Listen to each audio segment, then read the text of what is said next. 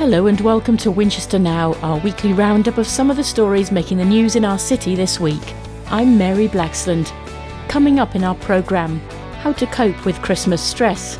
A festival of music is coming to the city, and school pupils bring festive cheer to a local care home. We have our community shout-outs too. Winchester Radio. Now, while many people are looking forward to Christmas, for others it can be a stressful and difficult time. And the message from Winchester Samaritans is we're here to help. The charity will be manning phone lines throughout the festive season. Here's branch director Wayne Fletcher. People struggle all year round, and for some people, Christmas can be particularly tough.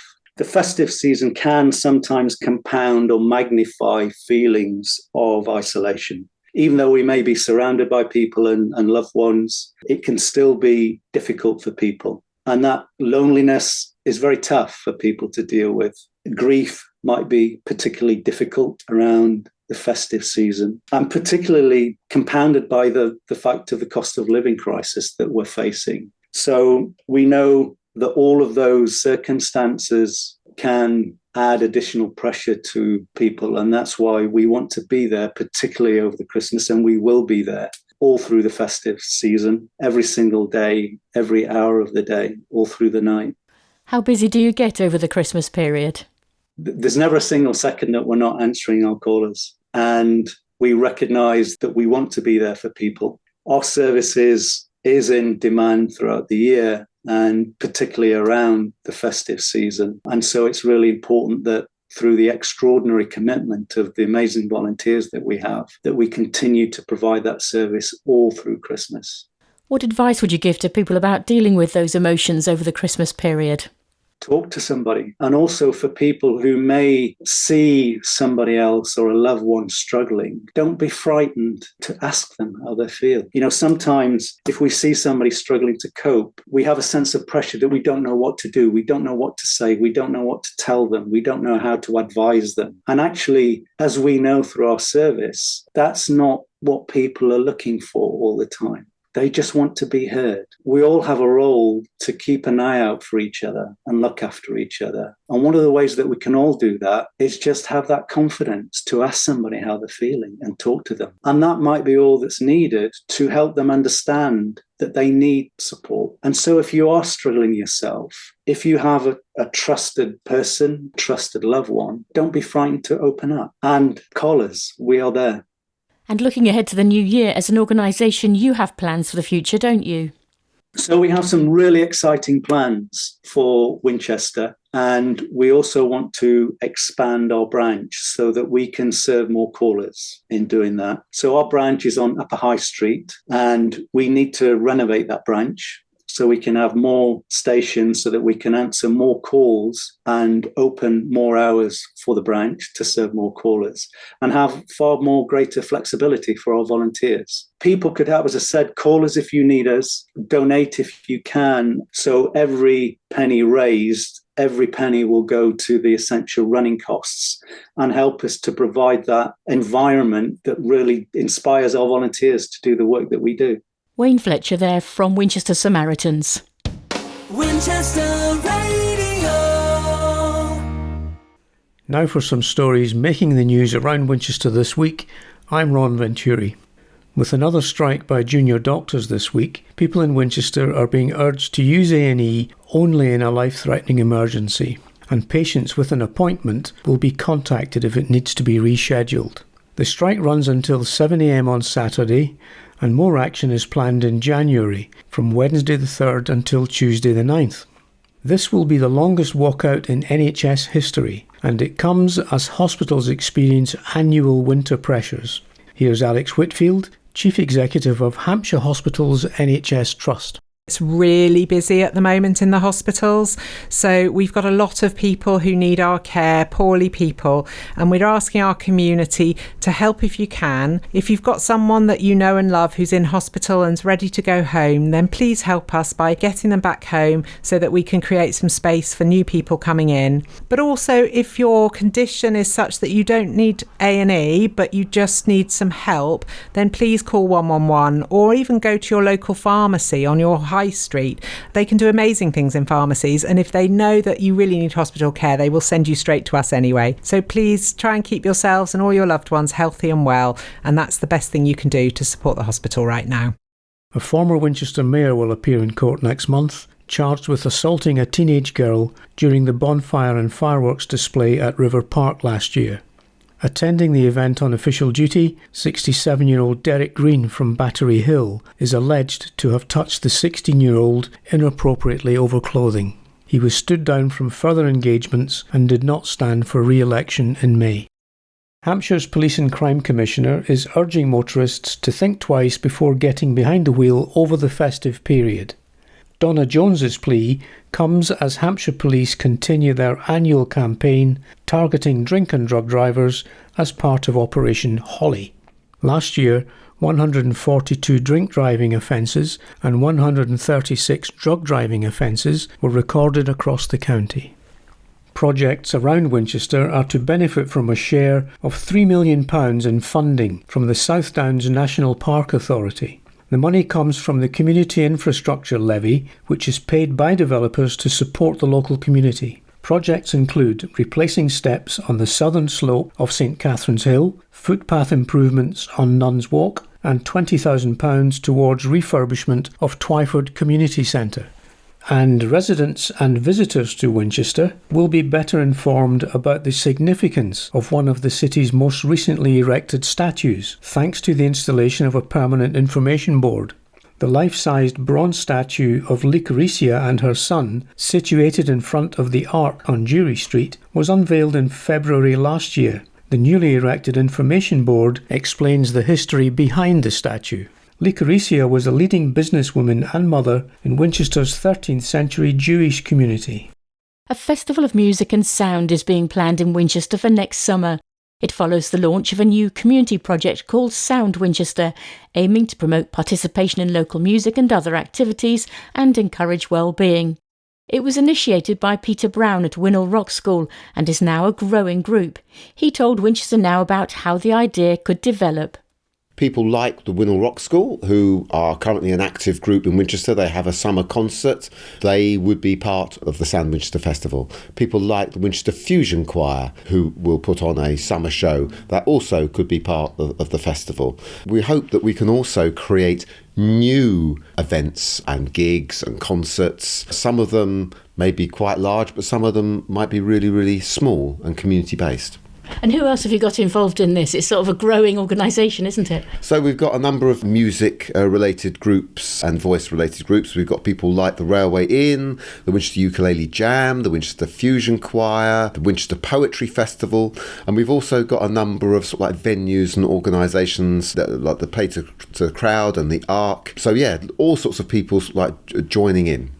Why did you feel there was a need for something like this here? The idea really came because the Winnell Rock School was looking to submit a grant application earlier this year. So often is the case these days that no one will actually fund you for what you're currently good at. They're always looking for new innovations. And so when I was submitting the bid, we just had this idea and sort of saying, well, actually, if we do more outreach and engage more young people, but then actually, people over 18 and over 25 as well, then that would sort of like add an extra dimension to the project. And Youth Music, who we were submitting a bid to at the time, liked the idea and said that they would support us. Subsequently, Winchester City Council have also given us a small grant to develop the idea. In fact, today the National Lottery Community Fund have also agreed to give us some money. So the thing is actually sort of growing out from just a very small seed of an idea. And there is so much music going on around Winchester that a lot of people probably don't know much about. It's great that everyone can come together and sort of show off about that, really. Yeah, and to publicise it more. Obviously, there's great things that happen in various venues like the Railway and the Theatre Royal and the Ark and the Cathedral. Those in the main are featuring artists from outside of Winchester, and actually what we want to do is positively incentivise everyone in Winchester. So I've fancied having a go at that in the past but never quite had the guts to do it, and what we want to do is nurture and encourage people to actually find a way so that they can be the performers in the future. There's so much talent out there, isn't there? There is. I should add also, saying talent, I mean, the current mayor of Winchester, she was really keen on us developing a sort of Winchester's Got Talent sort of show for next summer. And indeed, that led us through to an idea which we're now developing about having songs for Winchester. So we'll be inviting people in Winchester who are current songwriters, but also those who are interested in potentially writing songs, or maybe writing the words for songs, to get involved, so that we produce a suite of songs and music inspired by Winchester itself, and that we can go on to perform or record those later in the year. So you're planning something for Make Music Day. Tell me a bit about that. Okay, so Make Music Day is an annual event, generally not very well known, but hopefully we'll make it well known in Winchester this year. It always occurs on June the 21st, obviously the longest day. Our idea is that hopefully we'll use Make Music Day this year as the kick-off of our festival of events during the summer. And as I say, that could be gigs and events that are already happening, but I hope we can also nurture lots of smaller events from people within the community. So that could be neighbours, it could be friends, or another activity group which is not music related, in terms of saying, hey, why don't we get together and actually create a piece of music, or create a song, or write some poetry and recite it, and then actually perform it. And that could be in people's front gardens, it could be in some of our open spaces, it could be, on top of St Giles's Hill as the sun goes down. We can look at nurturing all those sorts of ideas and events from small seeds if people want to get involved. Getting all the community together, getting everyone involved. Absolutely. I mean, someone has said to me, wouldn't it be nice if there was almost a pub crawl of small events, so you could go and say, okay, so we know that this group of neighbours are going to be performing somewhere at 7 o'clock, and at 7:30 just down the road another little group are going to be doing something, and actually you could have a little trail of people going round and actually watching people perform their little pieces, little mini concerts. It sounds very exciting. How are you feeling about the project coming up? I'm feeling a bit overwhelmed by it, because from a little idea, it's now turning into quite a diverse project in its own right, and it's been affirming that so many people have wanted to get involved and take it forward. And tell me about the first event that you've got planned. So the first event is in February. The Ark have very kindly donated their space so that we can offer what we're calling a taster day. Various music and voice groups within Winchester can demonstrate what they already do, so people can come along and see,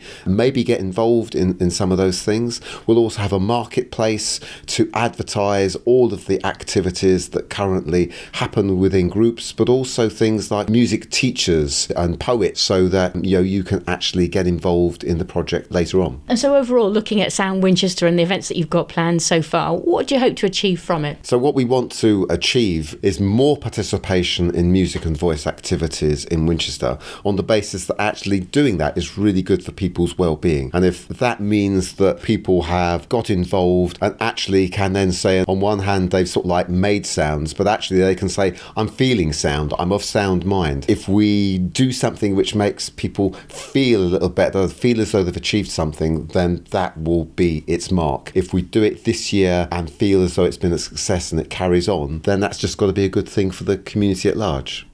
And if you'd like more information, visit soundwinchester.org.uk. That's soundwinchester.org.uk. Now, while many people are winding down for the Christmas holiday, for others this can be the busiest time of year.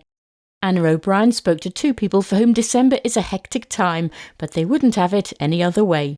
Starting with Winchester Mayor, Councillor Angela Clear. I have 14 carol concerts to attend, which I love because they're all different. And the one I really love is where the donkey comes in to the cathedral for the children. That really is a delightful carol concert. And it's so magical, isn't it? Because, of course, Christmas is about families and children and the magic of the season, community coming together as well. Family so important. I totally agree, and even I have done 4 hours where I live in Wickham, dressed as Santa's chief elf, looking after the children, and it was absolutely divine. And their little faces when the lights go on the tree are a beautiful time of year. Now, Christmas is special. We know that many families will have traditions. And tell us a little bit about your Christmas. How will you be spending the big day? Well, the big day I will be spending on the Isle of Wight in Cowes with my family, my son, my daughter-in-law and my grandchildren. I'm thoroughly looking forward to it because being mayor, I haven't seen them a great deal over the past year. So I'm really looking forward to it and I'm sure we'll have a wonderful time. And does everybody chip in with all the different things that need doing over Christmas when you come together as a family? No, I don't think so. I know I go over and I'll be honest with you, I play with the grandchildren and dare I say this, I like to be waited on a little bit. So there you go. But we love it. We love it.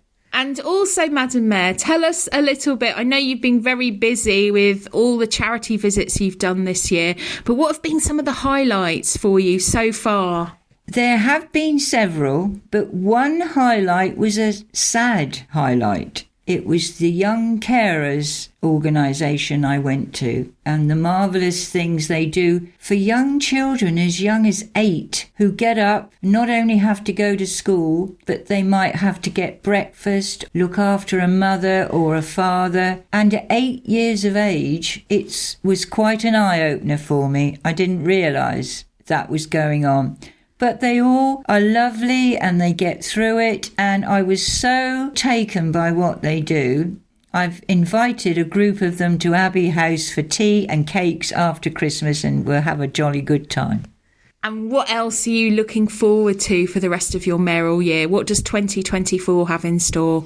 Well, I've actually been mayor for a year now, so by the time May arrives, when I stand down, I would have made a bit of history because I would have been mayor for 18 months. What am I looking forward to? Many more visits for organisations because they're all marvellous in their own way. A few parties here and there, but that's all for my charity events to try and get as much money as possible for when I finish my year for my 3 charities.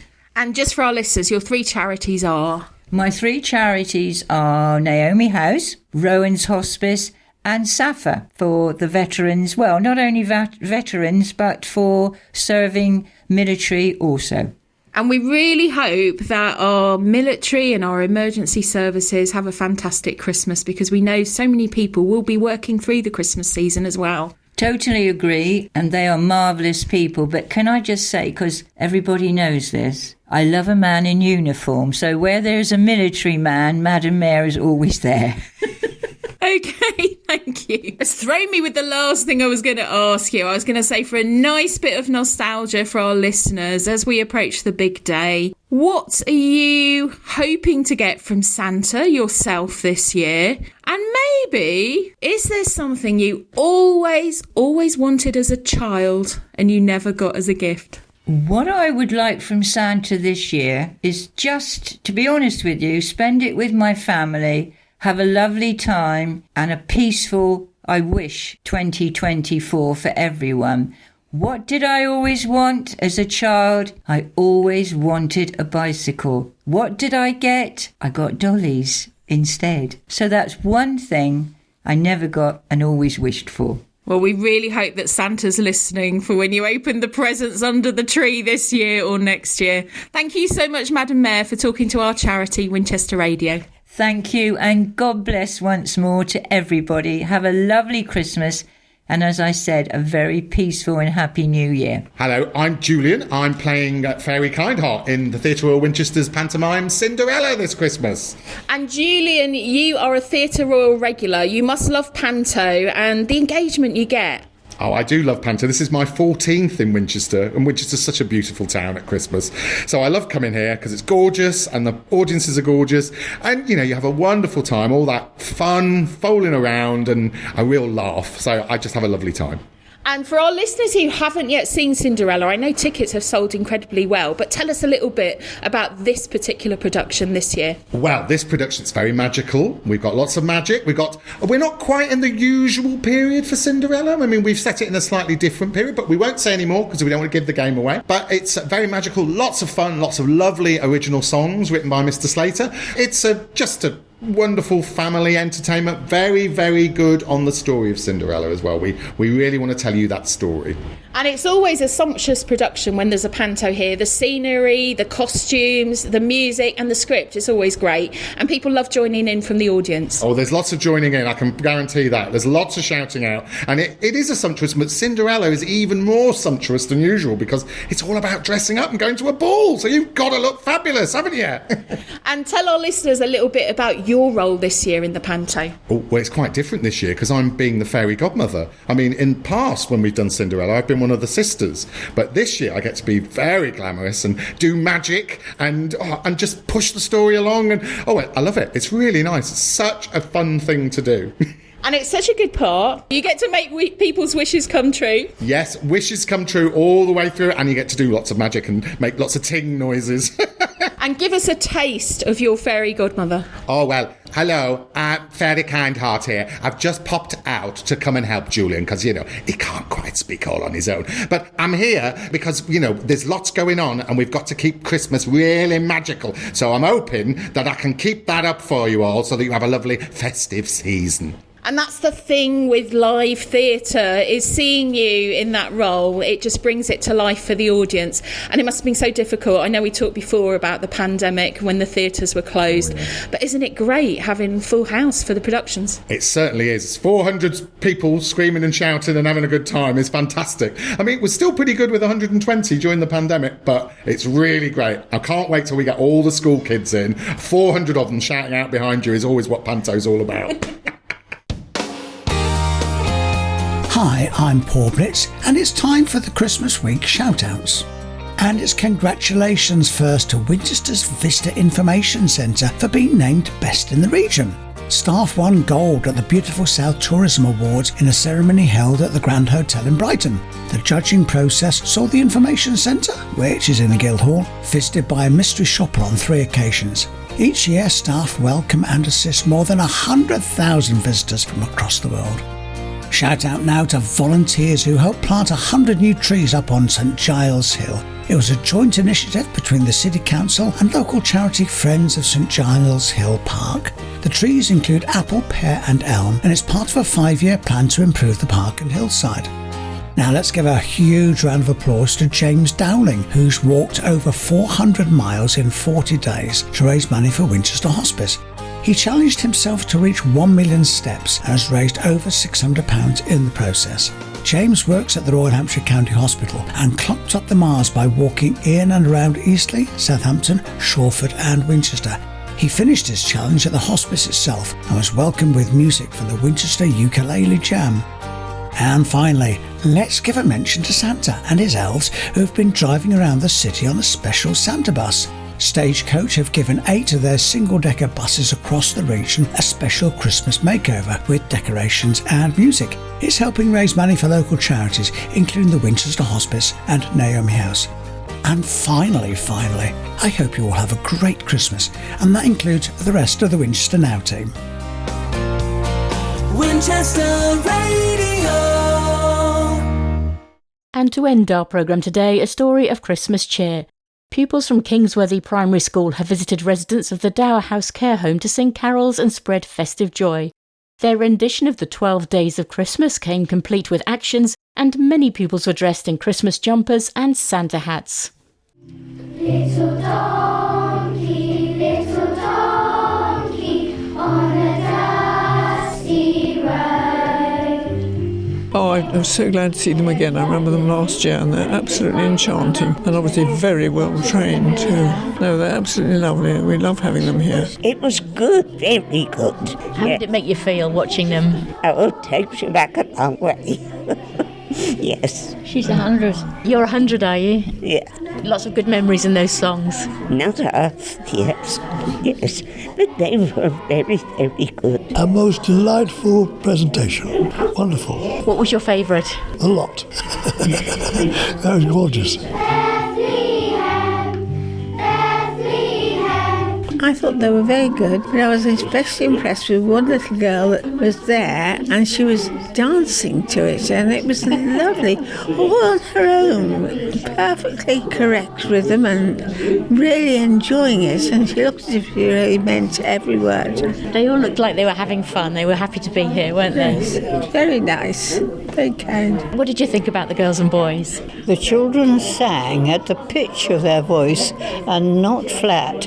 They were very good, and they were listening to one another. That's good. What did it make you feel when you were listening to them? Oh, I love it. I love it. I've been with children singing all my working life, so I know a good choir when I see one. We saw them last year, and I've looked forward to it, all from last year to this year.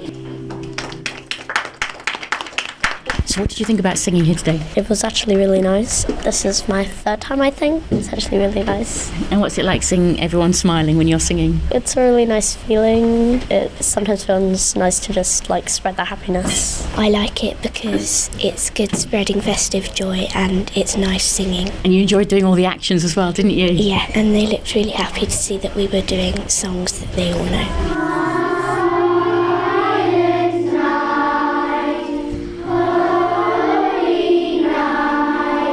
What did you enjoy doing most today? I most enjoyed doing the singing and seeing everybody smile, because it sort of makes you feel like you're flying on clouds. I thought it was amazing seeing everyone being so happy, and they were all having such good fun listening to us sing. I felt it was really nice just seeing everyone smile at me, because this is I think my second performance here, and I haven't seen people smile at me before when I'm singing, so this is a really nice feeling.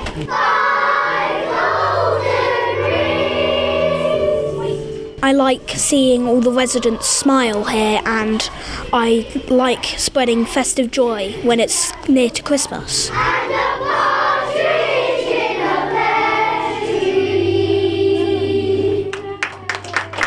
The pupils of Kingsworthy Primary School finishing off our programme today.